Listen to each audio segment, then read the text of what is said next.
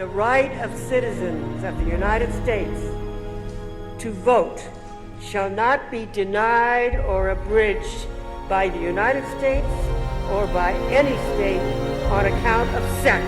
If there is one message that echoes forth from this conference, let it be that human rights are women's rights and women's rights are human rights once and for all. As long as girls and women are valued less, fed last,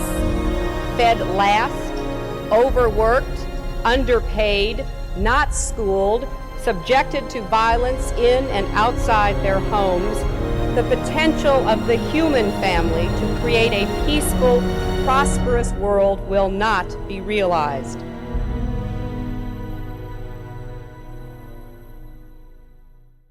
Well, when I think about what it means for women being able to vote, it's broader than just them being able to vote. It's really their voice being counted. And that's what we should be thinking about is, what has that enabled us to do over the number of years, and really almost over 100 years now since this has happened. And when I think about that, it really has set in motion us being able to be where we are today. That doesn't mean that we've really finished our job in terms of furthering our efforts as women. It just means that we've came a long ways and we still have a long ways to go. The 19th Amendment is one of the most important in our Constitution and Bill of Rights because it gave women the right to vote. And women put their lives on the line in order to fight for it. Voting is one of those core elements of the democracy and part of the United States that you don't see in a lot of other places. Obviously, it's super important. Women are equal citizens. We pay taxes. We are equal to or better than men for the most part.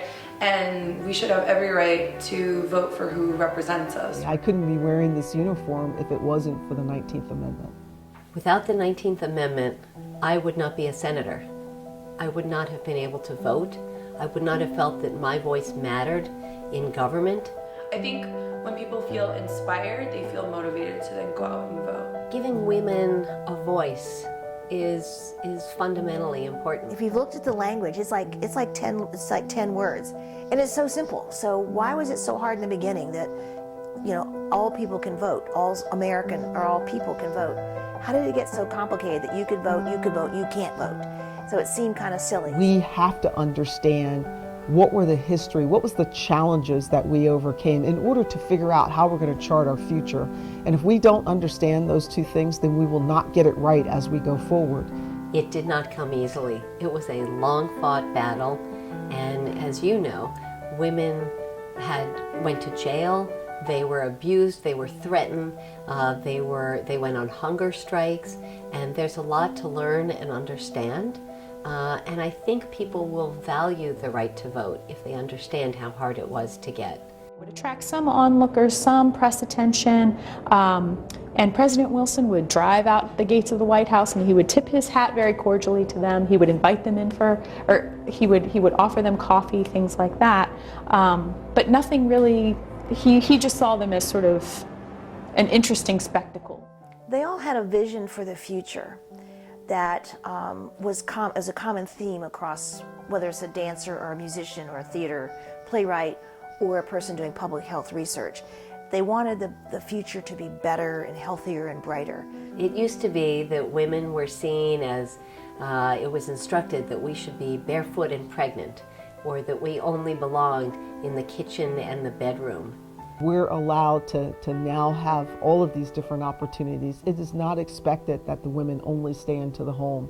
We can go out into the workplace. We get to choose. And I think probably that's the biggest piece, is that we get a choice.